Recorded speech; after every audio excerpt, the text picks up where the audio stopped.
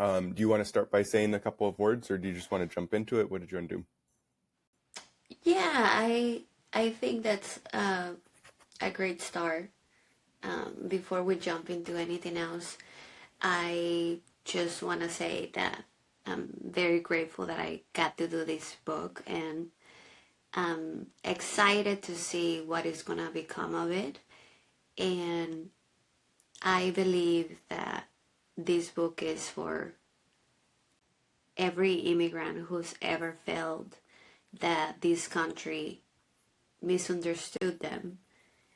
This book is for all the moms that are going through depression and the world seems to not care.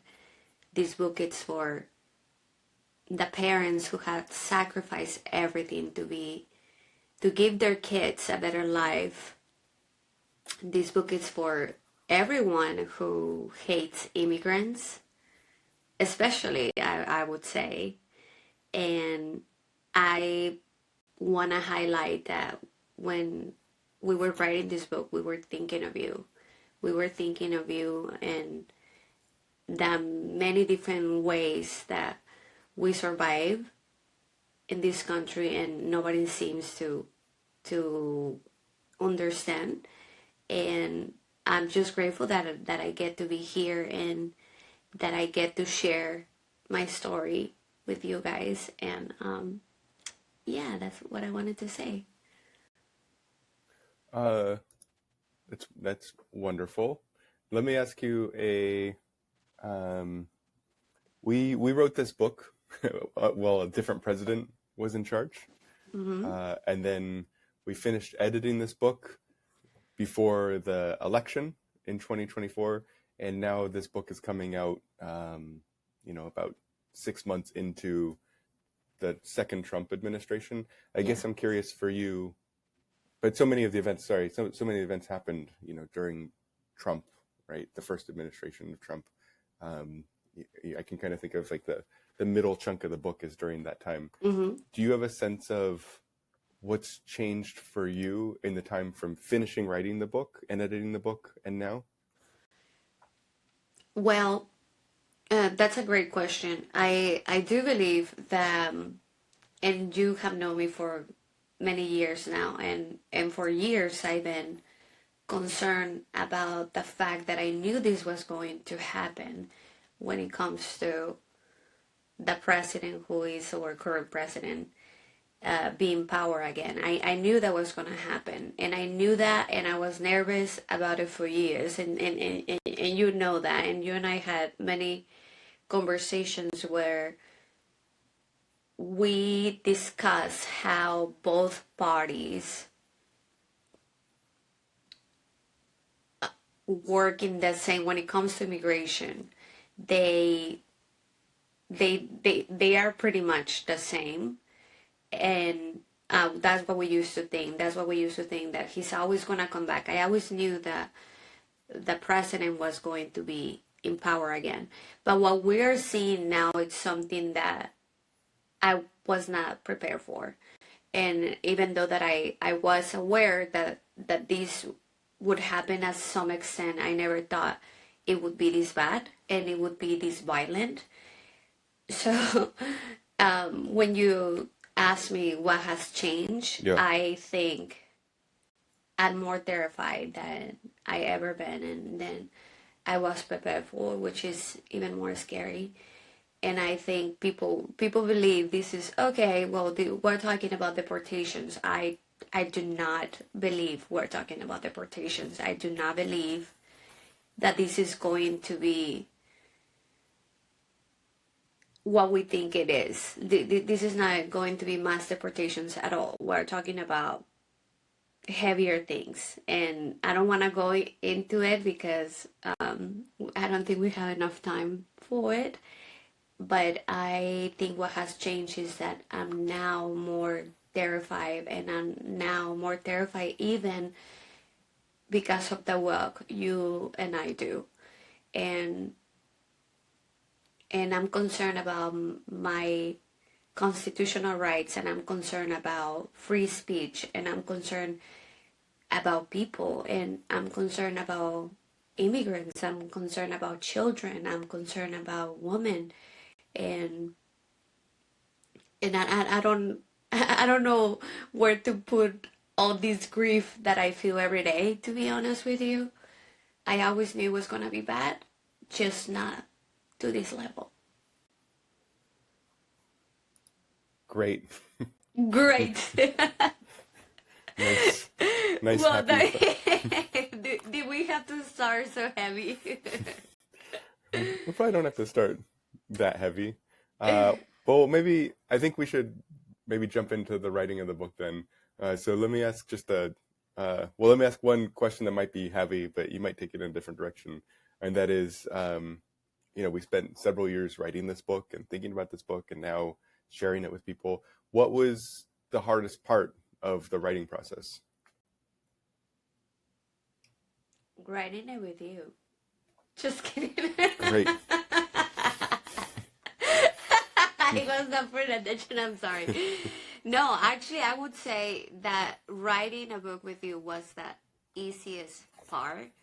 And I I cannot stress enough to say how easy you made this process, and I'm so incredibly grateful I mean, to. we disagreed a bunch when we were writing it. Why do you say it was easy?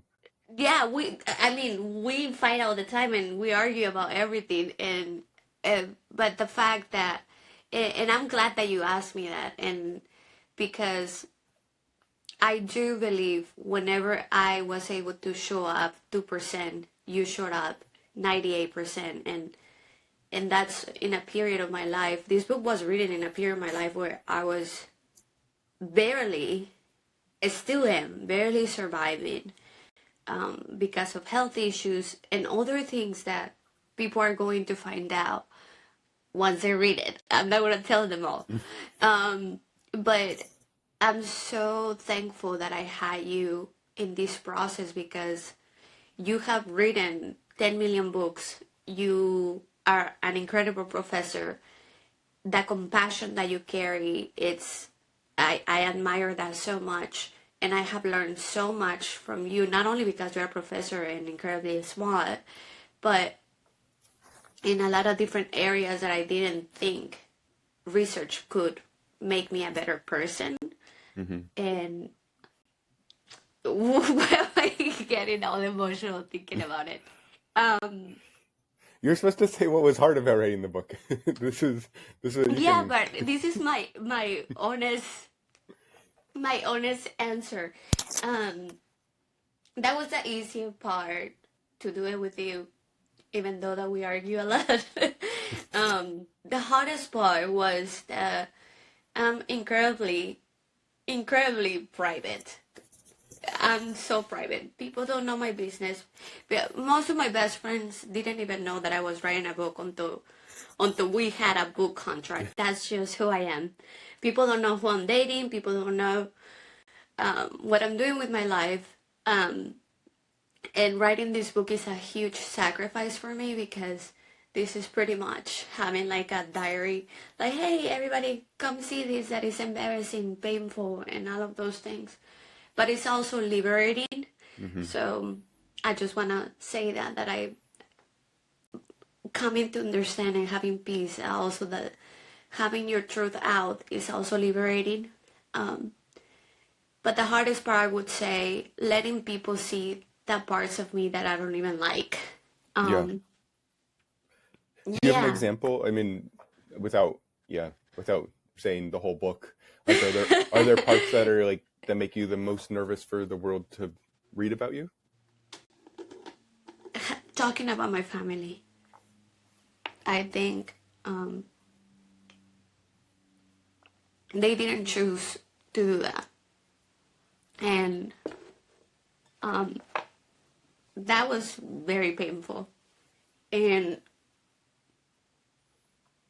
I think now that I'm thinking about it, is thinking about the fact,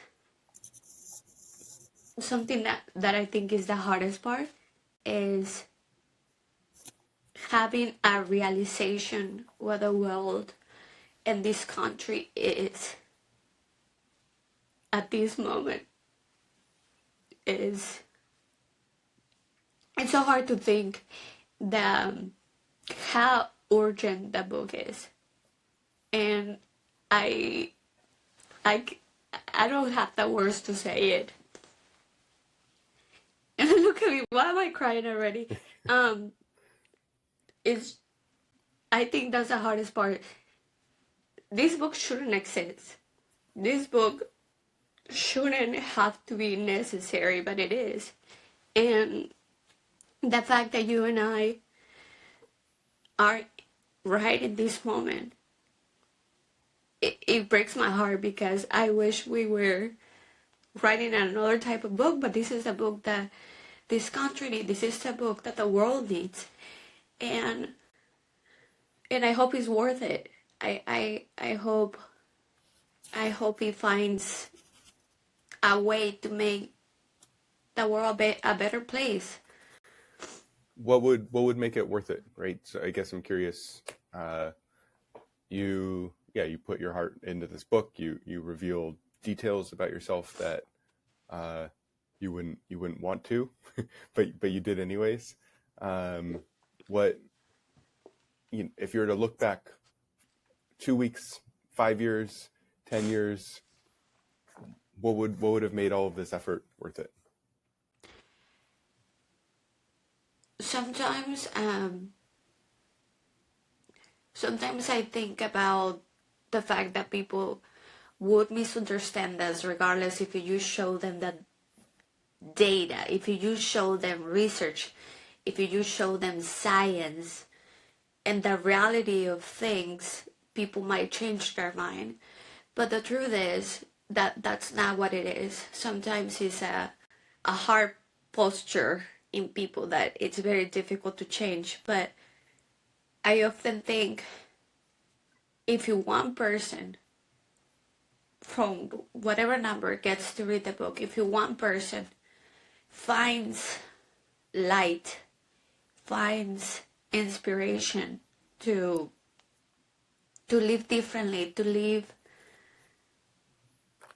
freely in their truth as an immigrant, to live freely in their truth as a person who survived domestic violence, to live freely to that person who has been dealing with depression and is struggling with mental health, finds a little bit of light, I think it would be worth it. So we only have to sell one book. We've No, really I think we're gonna lowered our sales pressures. We're gonna have to sell 1 million copies in order to get 1 or 2 people who change their mind. My dream, if you ask me what my dream is, I didn't ask that yet, but okay, go for it. No, but I just said, if you ask me what my dream was, my dream would be that every single person who hates immigrants, and I'll mean it with all my heart, my dream would be for every single person who hates immigrants, who have attacked immigrants, every single person who has dedicated their entire existence to make the life of the people they don't understand, including Black and brown people, all these marginalized communities that don't understand at all, don't understand one single thing about them, but they dedicate their lives to fight against their rights, and they believe they shouldn't have any rights. If this book could bring them clarity on the things they don't understand, that would be my dream. That would be a bigger dream than inspire my own people, because I believe that my people would find the light. My people will find the inspiration with our stories and other resources. But my dream would be that this book changes people's heart. But that's nearly impossible. But if one person gets to get clarity on the things they don't understand, I would say my pain and the things, the years that you and I have sacrificed, you have sacrificed time with your baby, sacrifice time with your wife, sacrifice 10 million things in order for this book to happen. I want to ask you, what would you think that work that you have done, which has been immensely, I don't even have the hours that you have put in this book, probably 4 or 5 times more than I have. What would it make it worth it for you? That's a good question. I think it makes me go back to when we first started doing research together before we even knew it was going to be a book. And there were, I don't know how much you remember of this, but there are two things I told you. So we talk about some of this in the research note at the beginning of the book. First I asked you like, hey, we're going to do research and here's how you do it in terms of social science research is you'll be anonymous to protect you ethically. And you obviously pushed back against it, which is why your name is on the cover of this book and putting you in immense risk. But you asked me why I wanted to do this in the first place, was one of your early questions when you were deciding yes or no to do this.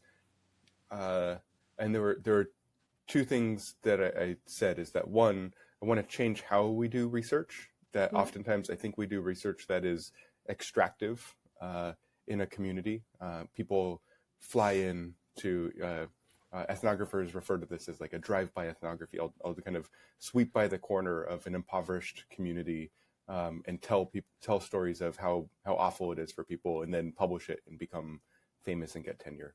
And I think that's really difficult. And oftentimes I think we take this other perspective, but the other perspective is I'm not undocumented. I'm not a woman. I'm not from Sinaloa, right? Like I don't have your experiences, but it's how do we, working together, elevate new kinds of stories together. So that was the first thing of why I want to invest in this time is I'm hoping, right, for you, I hear you of like who you want your readers to be.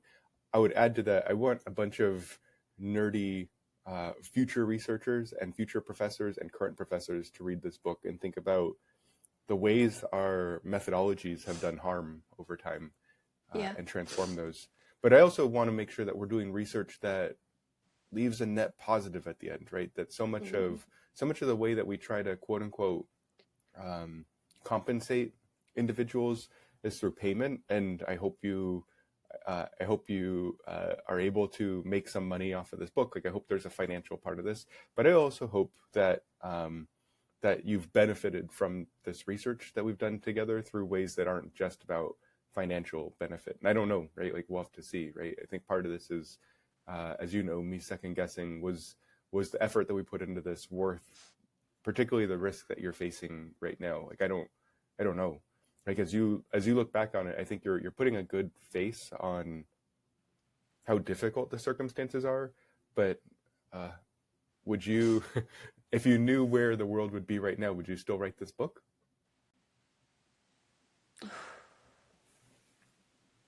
I think I would. Why? Because it's so urgent. I don't want to. I've been writing since I was a kid. I knew that I was gonna write. I was gonna write scripts. I knew I was gonna write novels. I knew I was gonna write kids' books. I always knew I was a writer and I was gonna publish things. Never in a million years I would think. First of all, I never think that this would be my life. And we're gonna get to that later, but the urgency of these stories blows my mind. I don't have a choice. These books has to be out. And if that means that I will have to make sacrifices, I would. I don't want to, but I'm going to shift gears a little bit because I think we talk a little bit about this at the beginning, but also we put in like preface, like basically a preface to the book. So it's in like those page numbers that aren't real, it's Roman numerals. So I was talking with my wife and she's like, yeah, we skipped that part of a book. And so I want to talk. This is like the nerdy researcher side of me about how you and I actually wrote this book, right? Because for people who pick it up, it's all written in your first person point of view, right? So it's Yeah. I did this, and actually I want to ask you about one moment in the middle of the book in a little bit. But I guess I have my own sense, and we wrote about it, of how I think we wrote this book. But I'm curious from your perspective of, can you talk about where you were when we were writing this book, how you spent your time, what the writing process looked like for you? Yeah. Writing the book sincerely felt like therapy, like a really heavy, horrendous. Great. That's the way that I would say it. When it came to talk about You're the saying I'm a personal. bad therapist? This is No. You're actually wonderful at it. You are in the wrong career. I don't know why you're a professor. I do not want to You be a should be a therapist. therapist. I was interviewing someone recently. I was interviewing some moms recently about the fires in Pasadena for some other research. And at the end of several of the interviews, the moms were like, "This felt like therapy. Thank you so much." And I was like, I'm not a therapist. That is Please. just yeah. I think it's time to leave Stanford. Um, no, it was horrendous in the sense of, like I said, I'm a very private person, and for people who do research, I I have learned so much of what I thought the methodology of this process was going to be and what it actually ended up being. And I learned that the greatest tool for research is to show up as you are, to show up in the most genuine ways, and the research is going to happen naturally. But What do you mean by that? Can you give an example? yeah, I do think sometimes when, especially for people who do research on marginalized communities, they go into these places trying to extract something from our communities instead of trying to take something to these communities and having something to offer.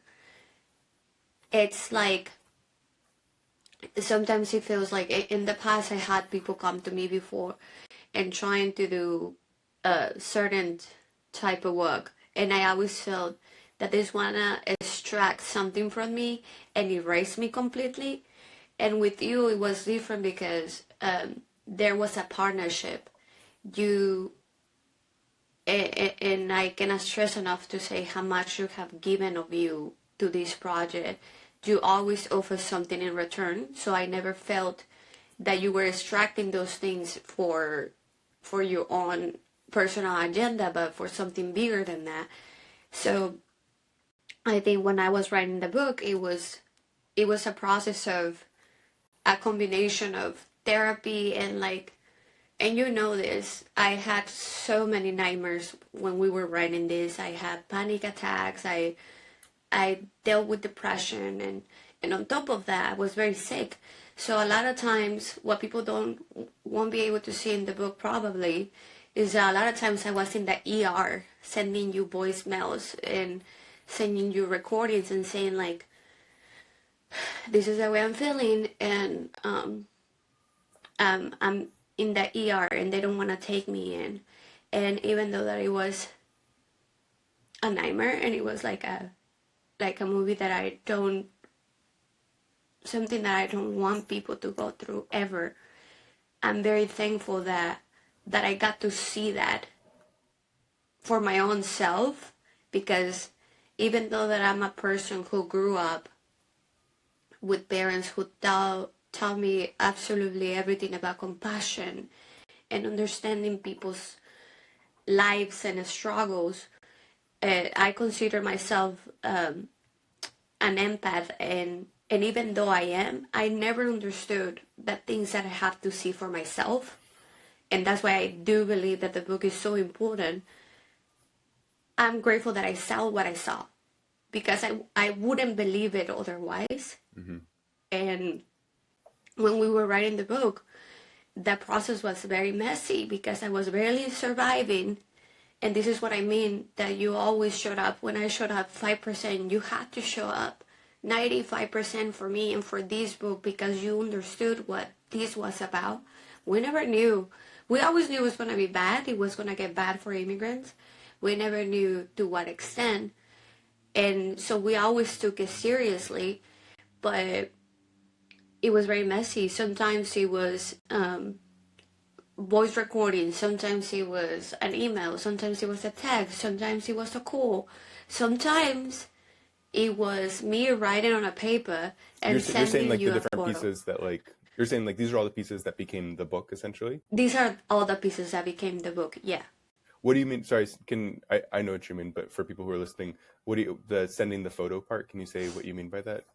Yeah, so as I mentioned earlier, people don't know this, but I was incredibly sick when we were, I think, in the thickest part, in the most difficult, challenging part of the book, I was pretty much dying. And that's hard.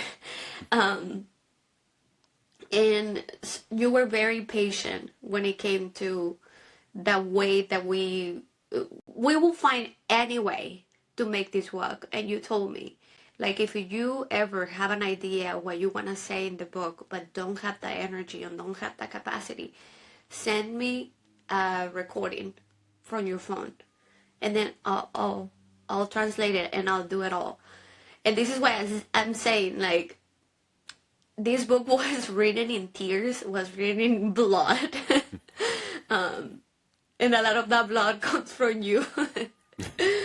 um, it was I don't think it's the way that people write books, but it's the way that we paid a very high price to put this book out, and it's important that people know this.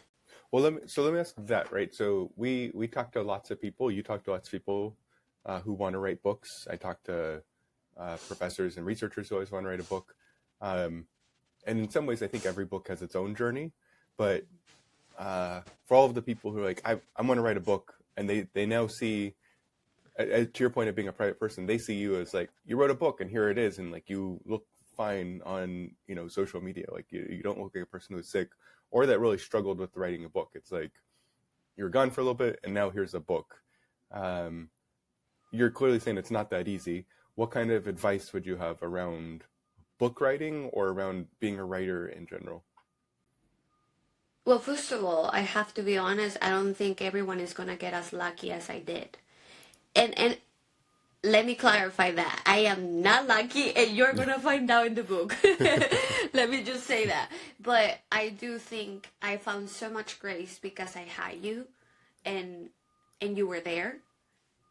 I don't know if this book would exist if you were not around, and this is me being completely honest with you. If other books that I write would be out, but this one wouldn't exist without you. And I wanna say this: writing a book is so much more difficult than people are honest about.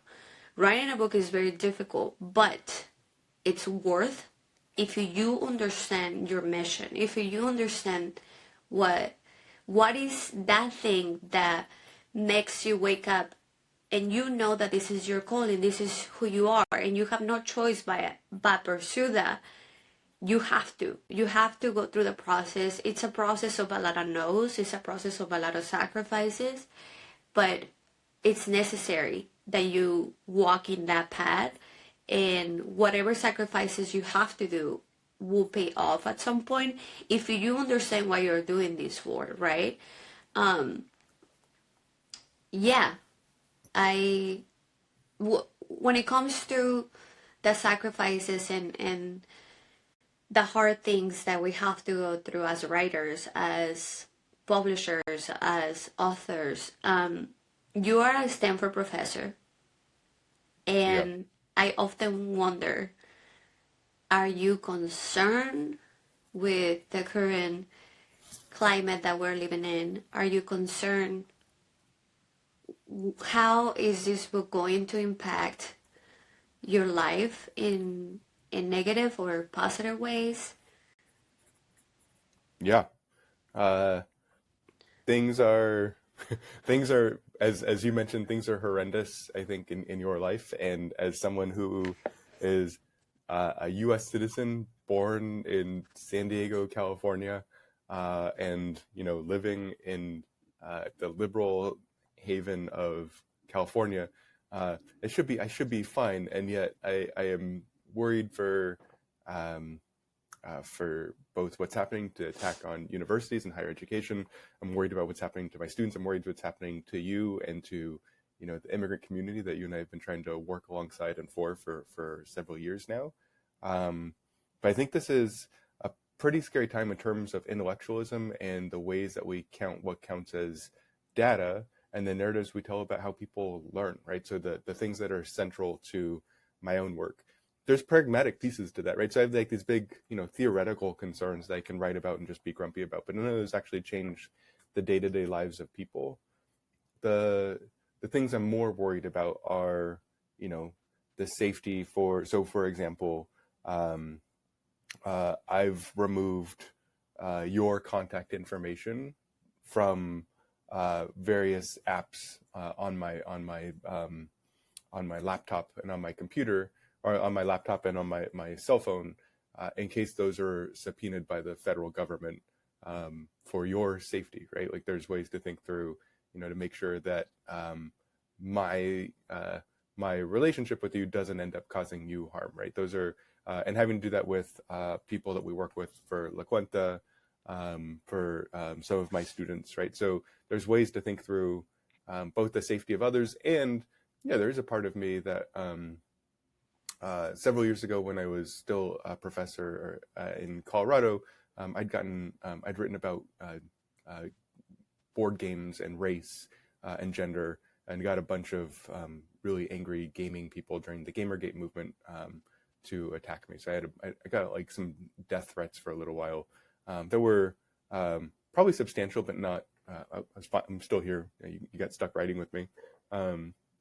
But those are less concerning before I had kids, before my wife and I had kids. And I think, thinking about those kinds of risks now feel different, right? Like I feel like I'm trying to be a more private person as much as possible, right? So in the same way that I think you have risks around this book, I have diminished risks, but they're definitely still there. And so that's a thing that I That's the crazy part. I don't think that's the crazy part about this. I do not believe that our risk is any different anymore.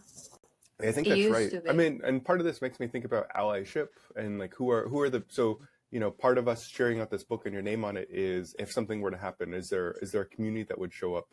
Is there a community that'd show up for me, right? Like there's probably a bunch of fancy lawyers at Stanford that are on retainer for when professors get in trouble, which is probably good. But like who shows up for you if something happens is partly why I hope this book is as public as possible. But I think one space. So here's a question I want to ask you. Is like there. Let me go. There's a moment in the middle of the book in the Cost of Faith where you are in Washington D.C. Mm. and you are part of a demonstration advocating for immigrant rights, and you're actually advocating. This is before I think before you're officially undocumented from the U.S. perspective, but you are advocating for dreamers in this country and for other immigrants in this kind of beautiful demonstration. And the people who are counter protesting and pushing against you are largely, as you identify them, Christians who are essentially on the other side of this fight that you're seeing. Um, and I think one thing that will probably surprise a lot of people about this book is how much faith and Mm-hmm. Christianity has played a role in your life. And so I guess I'm curious, like, how are you seeing these two different sides? Oftentimes feel like they're opposed in the media, right? And you have like, Mm-hmm. particularly when it comes to Trump voters, right? You have a large part of a Christian right that ultimately helped. They were not the only people, but helped helped elect Trump both the first and second time. So I guess I'm curious, how are you feeling about Christians reading this book? How are you feeling about immigrant rights individuals reading this book and seeing you so closely tied to being a Christian, not even closely tied to being a Christian? Like, where do those two pieces, I think, fit for you? Yeah, I fully agree. I don't think people expect how much we talk about faith and how much we talk about Jesus and how much we talk about religion. And when I've been advocating for this before I became undocumented. I've been fully an advocate for this before I even understood what it was about. I understood the concept of people deserving a second chance. I just never thought in a million years that would become me. And seeing the amount of hate that I go through, actually, in my everyday life, who do you think are the people who are harassing me online? People don't understand that the high price that we pay for the things that you and I do.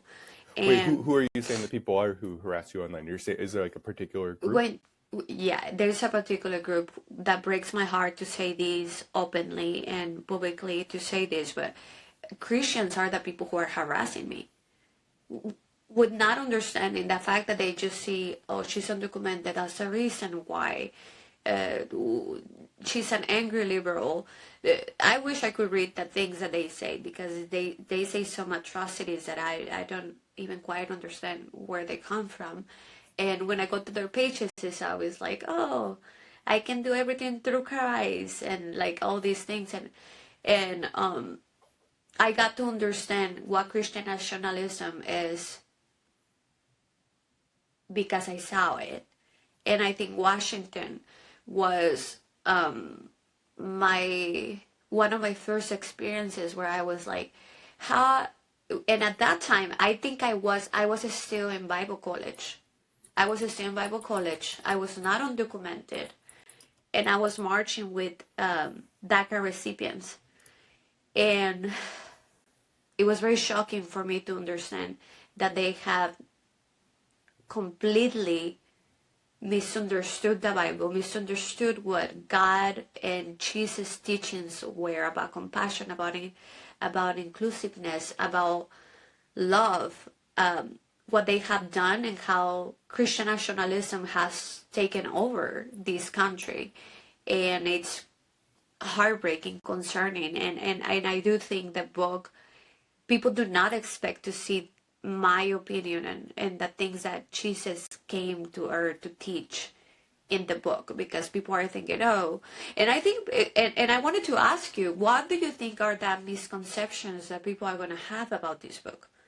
I think, yeah, I think people are going to be pretty surprised because, uh, I think they see you as one person on the cover, or, as they see it, they're like, this is obviously a person who is, a far left individual. And I actually think a lot of your values are in that space, and a lot of the things that we, Mm-hmm. when we speak Yeah. to open borders and we speak to, Yeah. a lot of that is all there. And because of that, I think they think that that also means that there's no space for the aspects of faith that are both their own chapter, but also I think run a through line of how you were raised in terms of your family, in terms of the kinds of choices you make throughout the book.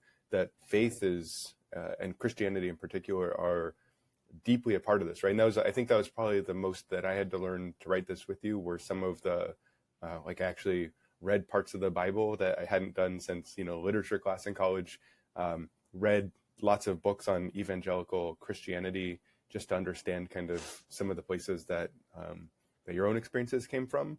And those are places we didn't always agree, right, on some of those experiences, but I think they're helpful to think about. And I think that will surprise people. I think some people have, people have very strong feelings about religion. And so it'll be interesting to see, are those places where people aren't able to find commonalities with you because of different perspectives now, right?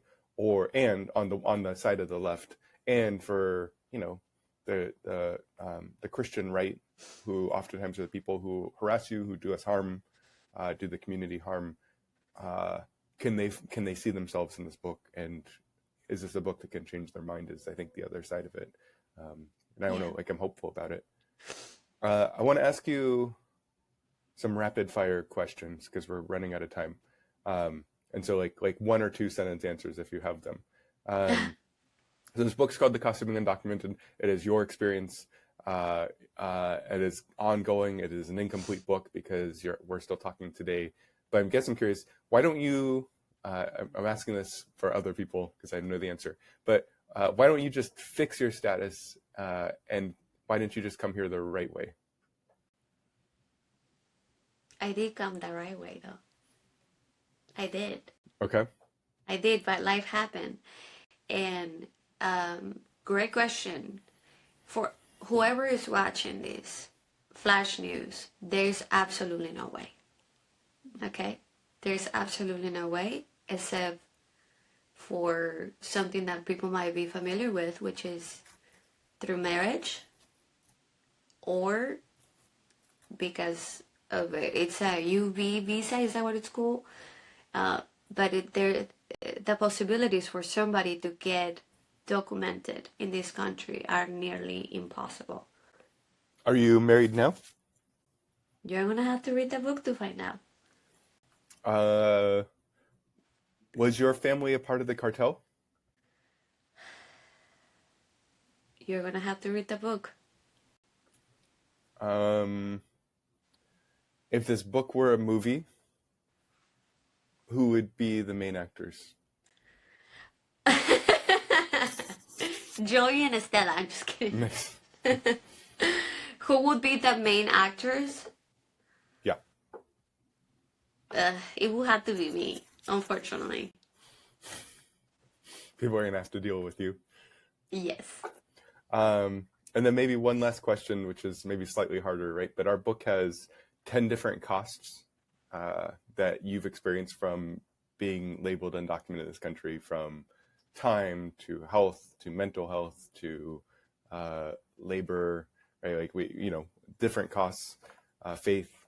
And I guess I'm curious, in these first 6 months of 2025, are there, even if not big labels, are there new kinds of costs that you've experienced from what's happening right now? Different costs that I think that it's a repetition of them all. It's a repetition of them all, and it's exhausting to having to prove your humanity to people.